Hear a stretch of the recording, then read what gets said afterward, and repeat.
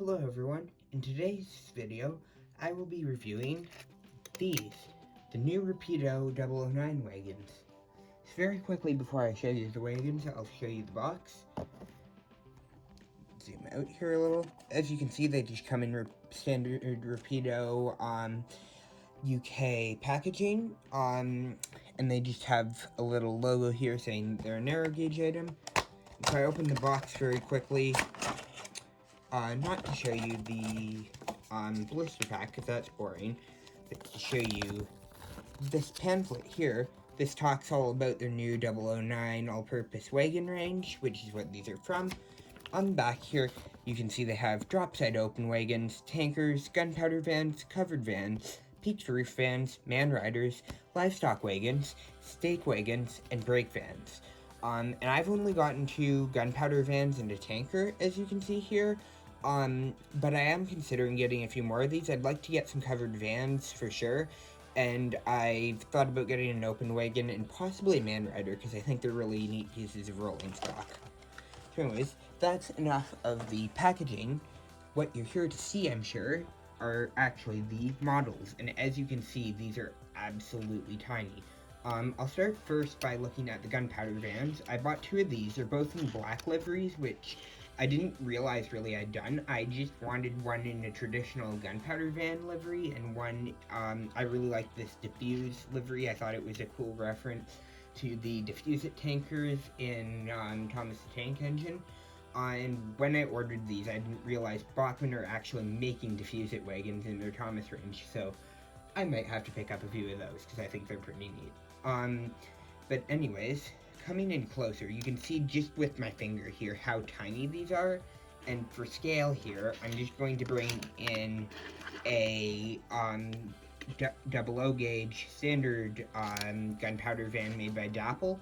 As you can see, these are absolutely microscopic, which is kind of crazy. I'll show you the more traditional gunpowder van livery first, which is actually the same thing that this Dapple one's in, just this is weathered, so it's a little hard to see. But as you can see, the finish on these is very good, the decoration is great, and you've got a little bit of separately fitted detail. There's this handle on the end, which quite frankly, I can't tell if it's molded or separately fitted, but I think that's okay, and these are honestly small enough that you're not going to notice a ton of separately fitted parts. And what I really like on this one is there's a separately fitted brake device here, and I think that looks really cool, and there's some more brake rigging underneath. On the underframe itself, there isn't a ton to see here. Unlike some other Rapido rolling stock, I own some Caledonian vans, and they have very detailed underframes. These not so much, but honestly, these aren't too horribly expensive, given that they're 009, and I think just given their size, the amount of detail that's actually on them is pretty impressive. And as you can see, they've also got metal wheels and normal 009 couplings. The only thing I'm not a super big fan of about these couplings is, I don't know how well this is coming up on camera, but the actual hooks are not blackened. They're kind of a silver color instead of, like, for example, this wagon here, well, they're painted on here, but if I come in with another piece of 00 rolling stock here, you can see these hooks here are made of metal, and they've been blackened to be black so that they stick out less. Coming in here quickly, I'll show you the diffuse explosives one. This is basically just the same thing, just with different printing. As you can see, this one's number 29, the other one was number 59, and there's some very small text there. What does that even say? Shunt with care, I think. Sorry, it's not wanting to focus. And the diffuse explosives logo looks good. On the ends is a no smoking sign and no naked light sign, and there's some other text there that I genuinely cannot read. And as you can see on this side, the little brake handle is picked out in white. The top of it, that was the same with this one here. So those are the gunpowder vans. I think they look very nice. They are simple, but that's how these things were in real life, so I'm not going to complain too much. And then next up, I have this tanker. Now, I went with a plain green tanker, and honestly, I'm not sure why I did that. I wish I'd kind of gone with a more interesting livery, because there were some with some more text on them, and I think they would have look cooler. But as you can see, it's a nice color, and it's got plenty of detail. So it's got these, why is my camera not wanting to focus today? It's got these separately fitted struts here that go up the side, which I think look pretty cool. And underneath the tank itself, there are these little separately fitted taps there, which look pretty neat. And the tank itself is a separately fitted piece that basically just rests on a flat wagon. And as you can see, there is a fuel cap on the top, and then the number 17 is printed down there, 17 on the end as well. So as you can see, this is a fairly nice piece of rolling stock. It also has the metal wheels and the same couplings that don't have the blackened hooks, which isn't amazing, but hey, I've seen worse.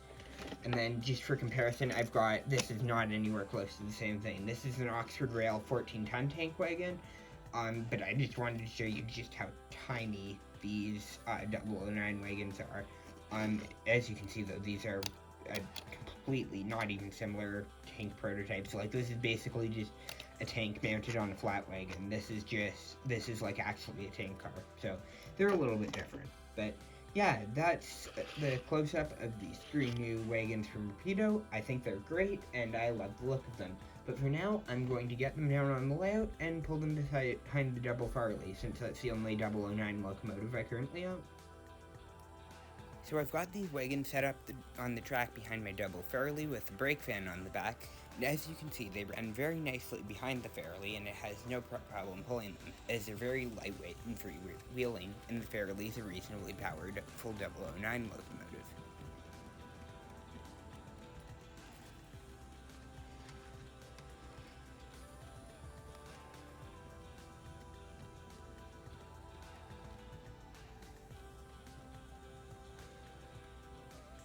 Really look good on the layout, and I'm very happy to have some more OO9 rolling stock, as previously all I had was the coach and the brake fan.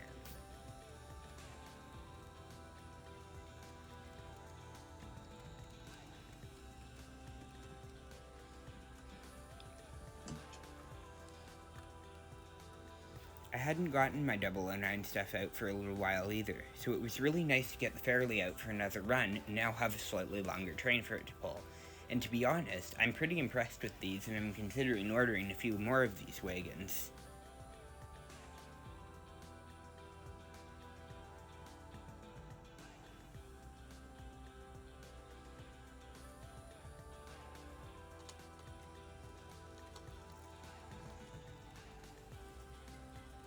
Overall, if you can't tell, I'm a fairly big fan of this new range from Rapido.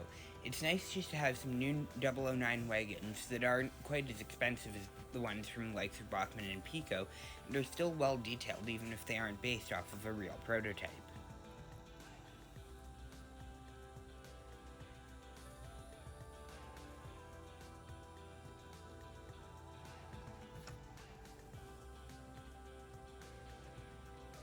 Well, these are still quite expensive, at around 20 to 25 pounds depending on which version you go for in style of wagon.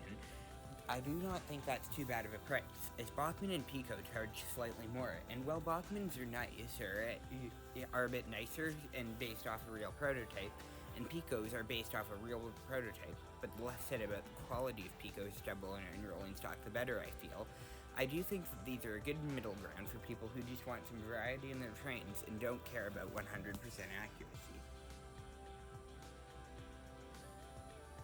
You also have to remember that OO9 is a niche scale, so that'll drive the prices up. For me today though, so thank you for watching, and I hope you have a good day.